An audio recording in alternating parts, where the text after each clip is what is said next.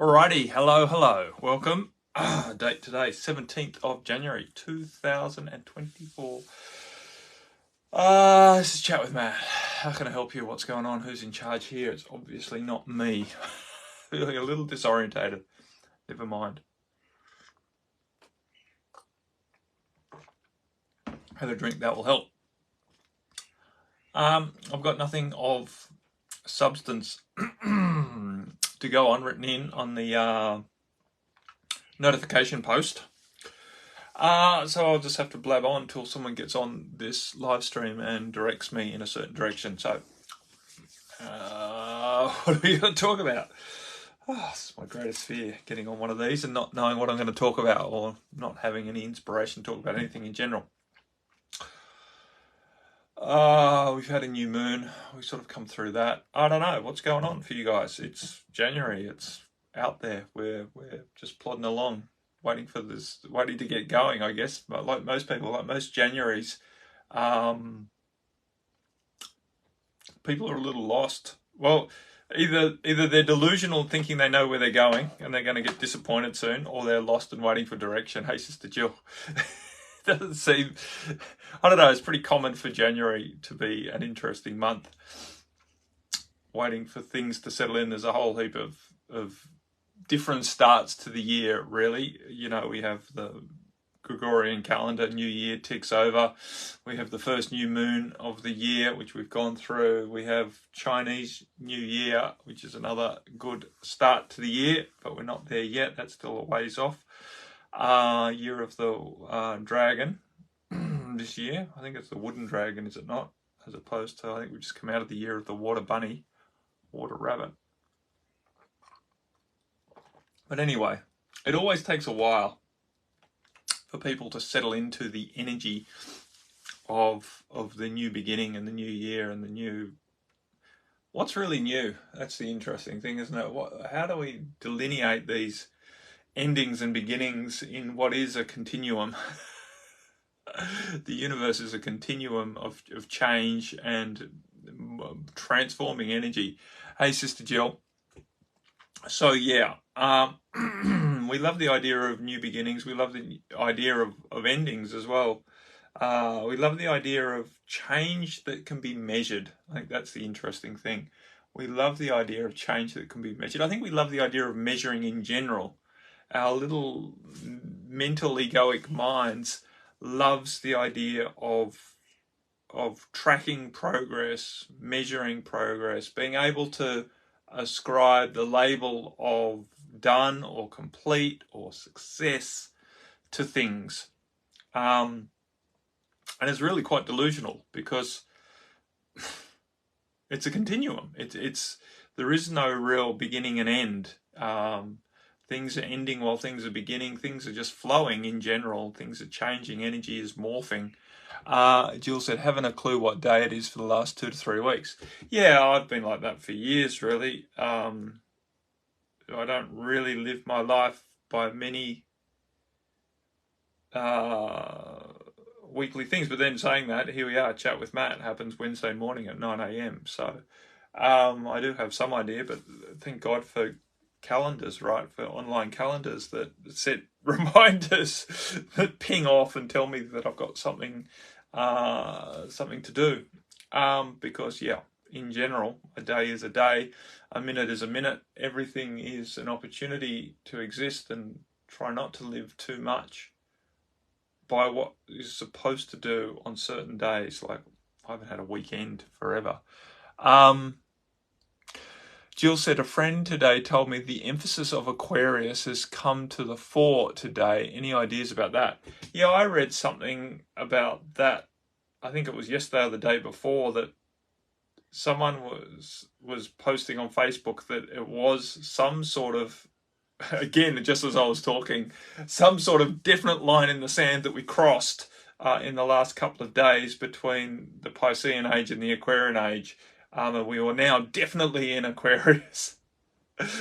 almost farcical as to what I was just basically saying, this idea of measuring things and thinking of things as definite starts and beginnings and quantum shifts and changes. And at the end of the day, what does it matter? That's the point. We're all living in this moment, and what is presenting in this moment is individual to each of us. And the amount of quote unquote Aquarian energy, whatever that is, right, as opposed to the older energy, doesn't really matter. You know, our mind loves to think it matters. We think that if the conditions are better, then we should be doing better, or we have better opportunities, or maybe the conditions are worse and that gives us an excuse for feeling shitty and unmotivated. You know, we love the idea of an external validation or an external motivation.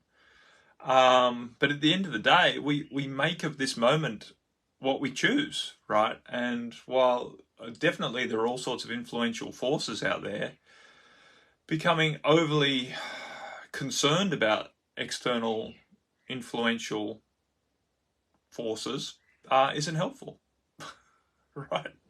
In my opinion, like I get how it can be of benefit on a egoic level to think that, oh, now the energy's in my favor so I can act. But if we become dependent on that, reliant on that, needing the external things to be aligned or needing verification that things are now ready, what hope have we really? To my understanding, you know, true empowerment is the ability to you know, respond to the world in the moment from our hearts, basically, from the first principles of this moment and what we feel to do in the moment, irrespective of what others are saying or what other energies might be going on. I just got a message from someone. Interesting message. It's about wishing things to be different.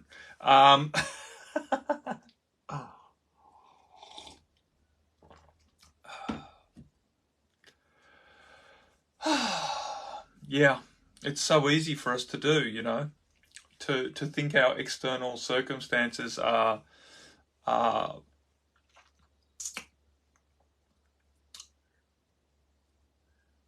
controlling our happiness. Our external circumstances are controlling our happiness, you know. Which of course, in many regards they are, right? Because we let them, because we make it so, right? You know, if I had more money, then I could do this, and that would make me happy, you know. Therefore, I'm not happy now because I don't have the money to do that thing, right? I've decided, right? My beliefs have created my ability to be happy, because when I've put a limitation on my happiness that, oh, you know, living in a certain situation would make me happy, quote unquote, which is delusional as well, because you know, you only have to look at the life of a lot of quote unquote rich people who have every opportunity to live any way they want, and they're still unhappy. So the point is, you know, the point is, while we might recognize that certain we enjoy and are desirous of certain circumstances that we feel requires money to achieve, therefore we don't have the money to achieve it, therefore we can't have what we want, therefore quote unquote we're unhappy, and you know, we're in a state of desiring something that we feel that we can't have, which is pretty much the state of unhappiness, right? It's dissatisfaction with your current opportunity or current situation. So, you know, stop it. Basically, stop doing that to yourself. Anything's possible. And, you know, current external circumstances don't need to be conclusional.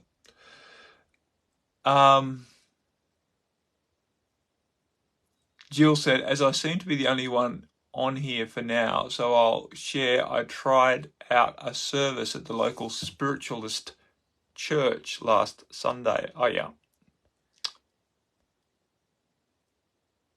And wow, my mum and my dad and my friend's mum all came through with wonderful supportive messages. And Dad explained a light that had been turning itself on and off was him trying to get my attention. They both said how proud they were and how I'd handled the last torrid 7 years. Felt tearful but wonderful afterwards, Jill. Yeah, I think people in general really like the idea of, being supported from the other side, and really appreciate, as you have, confirmation, or at least, is it confirmed? That's the point, right? We can all, a skeptic could always, pick holes in the service, in the whatever, right? In the channeling, the mediumship. But the point is, why? Why pick holes in it?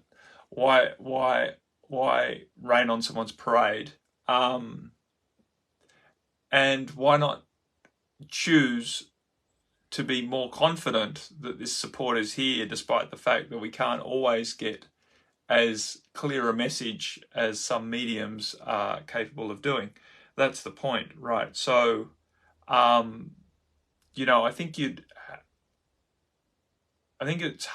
for me personally, it's very hard to argue with any sort of confidence that there's no quote unquote afterlife, and that beings, people, personalities who have passed maintain a connection to their personality after they have passed, and are able to interact with those who are still here to certain degrees, in certain ways. I think, for me, that would, it's crazy to think that that's not possible. Hey, Sister Haley. Jill said, I never met anyone else in there beforehand, so it was so accurate. Yeah, that's always helpful when you have cause to believe that, they know information that they couldn't have known elsewise, to help, feel more confident that their messages of support, which is basically all it is, right? And, anyone could have told you that your parents are proud of you, but they did it in a way that you had more cause to believe. Because in general, us humans, we're doubtful creatures. And we love, as I said at the start of this conversation, we love the idea of confirmation. We love the idea of proof. We love the idea of being able to measure something. Our little egoic intellectual minds love that. And so, your example is a great one. Just like many of us are trying to measure whether we're, finishing something and beginning something, whether something's coming to fruition, whether we are in the age of Aquarius, or whether, all of this stuff, being able to measure that, your parents, these spirits, these souls, are still looking out for you, interested in you, and as you just said there, they never told me that when they were alive, right? Finally giving you some validation that you were, you meant something to them, right, as their child, because, unfortunately, many people of your generation, right, and your parents' generation, had the emotion or the empathy educated out of them. Hard times, wars, just the general education of the people, to be very closed and guarded, and how you should interact with your children, and how you should interact with anyone, really, in terms of expressing yourself emotionally or energetically.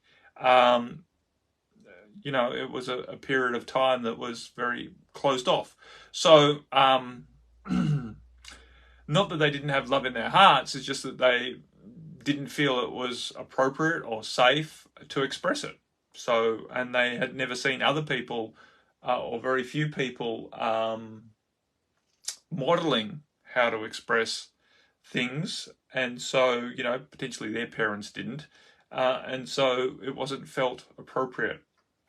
And but after passing, a lot of programs, not every program, but a lot of the limitations that are put on us in human form fall away.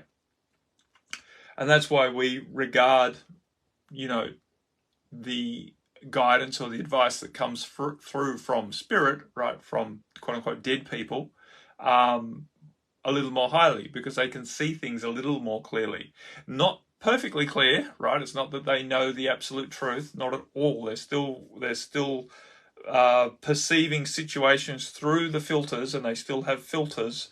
They still have their major belief systems running and how they view the world, right? Generally, until processes go on, but there's all sorts of stages to the quote unquote afterlife, and so it's not that their information is perfect at all, but in general they can have some good clarity on certain situations, and they can certainly see things that are going on around with a little bit more clarity, even if it's through their filters, right? So you can get information from quote unquote dead people, past spirits, our ancestors, that can be useful, but we have to recognize that it's not infallible and it's not perfect by any stretch of the imagination. Not that any information is perfect, right? Even I'll pull some names out of the air, like Brother Jesus. I know that's a dangerous one to play with. Archangel Michael, pick some others, right? High level spiritual beings. Their information isn't perfect, right? It's still coming through their perception of a situation, and so we can get guided. And and again, how do you know you're getting guidance from the real quote unquote Jesus, Yeshua, whoever you want to call him, or Archangel Michael, etc. Right? There's many claims. It's very, very hard, even for they don't come and show you their passport, right? As a channel. So while it's impossible to be sure, you can go by their energy. You can go by the nature of their guidance, but ultimately no one is sure who they are channeling.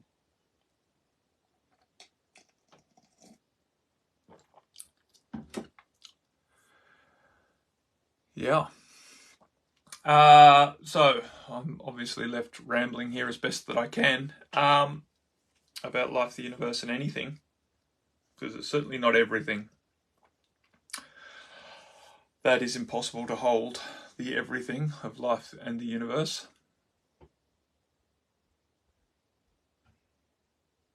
Sure. Jill said, thank you. That statement just answered my next question. My mum still has her rose-tinted glasses on about my brother, about my bro. Sad I'm not in contact with him anymore. I will choose to pass on that one. She is obviously still running her program about him. Well, yes and no. Jill, you probably are still running your program about him too. And I think your mother is genuinely sad that you are not in contact with your brother. I think every parent always wants their children to get on together. That is a definite. It doesn't necessarily mean that she thinks your brother is wonderful, but she would like you to get on with him and be in contact with him. So yeah, you can, but yeah, you don't necessarily need to please your mother by sacrificing yourself if it's not capable to have communication with your brother that is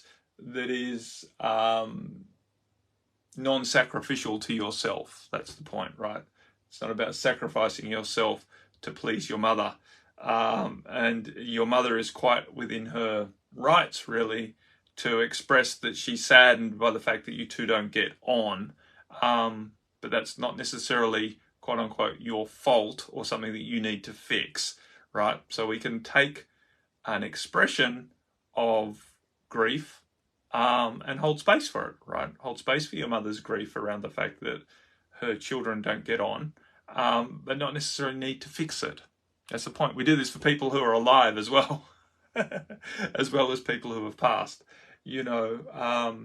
Just because someone expresses their grief or their frustration or whatever doesn't necessarily mean that we should fix it for them. But we can hold space for the expression and hold space for the energy for it to be okay that they're sad, right? That something is the way that it is, right? So that acceptance can unfold, right? And with acceptance doesn't necessarily mean the emotion goes away completely, but the emotion doesn't overly influence the ability to get on with life, quote unquote, for someone who's deceased, because they still are alive, right? Just in a different realm. That's the point, right? For her to get on with her life, right? And hold space for that grief without needing it to be something that overly concerns her. That's the thing, right? Many of us are frustrated about things that we don't have any direct control over. We have influence, generally. We can have influence over certain things, but other things we have such little influence it doesn't matter. Like when we start looking at the bigger picture of the political sphere and the goings on in society, where we can be saddened by certain things, we can be frustrated by certain things, we can be angered by certain things, we can be confused and perplexed by certain things, and it's fine to express that and to acknowledge that. But that doesn't necessarily mean it's going to get fixed. Jill said the medium gave me exactly the same advice. Perfect. Right. I'm liking this medium more and more.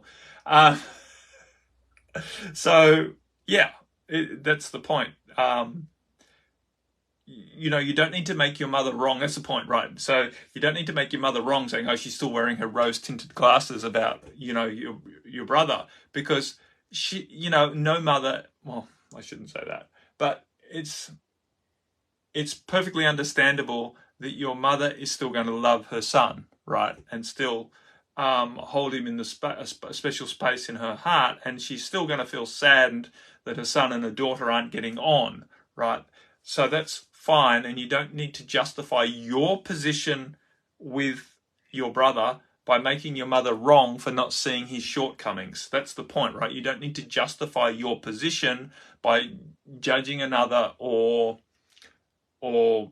labeling another, right, as deluded or short-sighted or whatever.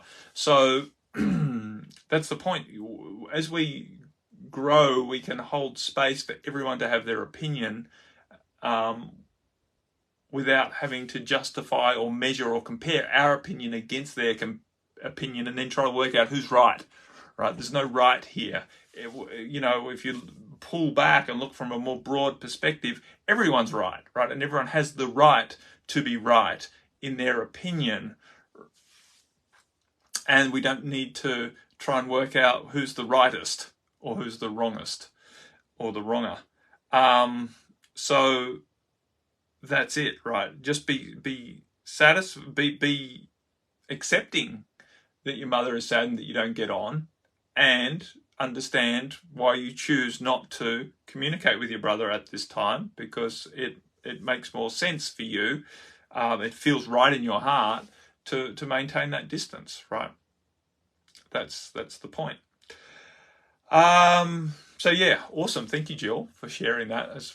I think that's good advice for a lot of us, and probably helpful for many of us to contextualize the relationships we have.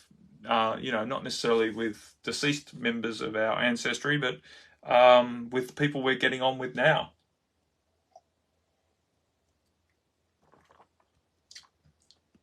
Sorry, lemon. Understanding that our egos are always playing this game. When someone has different opinions to us, we tend to want to go into this analysis of whose opinion is right and wrong, and we tend to want to justify our rightness by making other people wrong. And it doesn't have to be that way. It really doesn't have to be that way. We can all be right and all coexist, even if we have differing opinions. And even if we don't want to give the other person the time of day, even if we recognize that it's not healthy for us to relate to the other person in any form of intimacy, right? Any form of interpersonal relationship.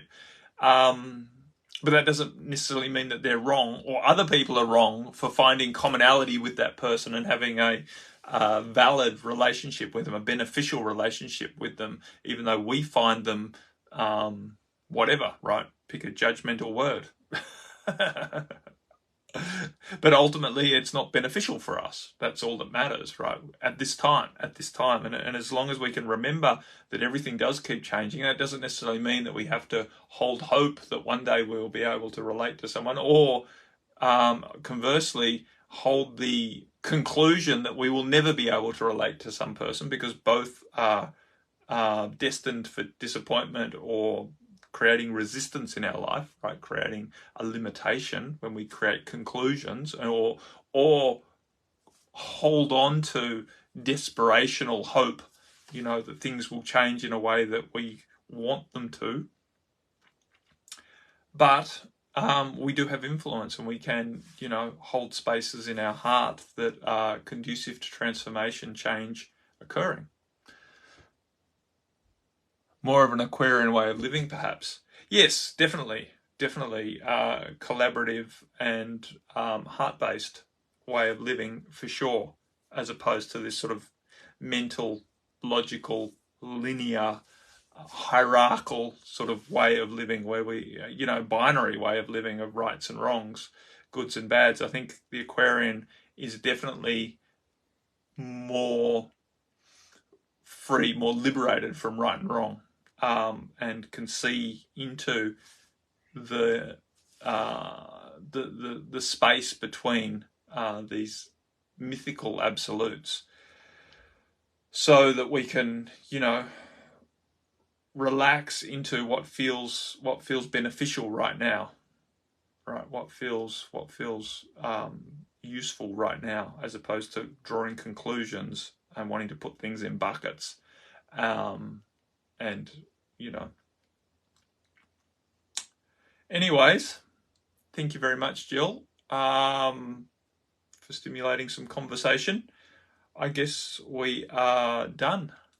It is past, so I've pretty much done my half hour. And I will be back next week. Same time, same place. Much love to you all. Bye for now.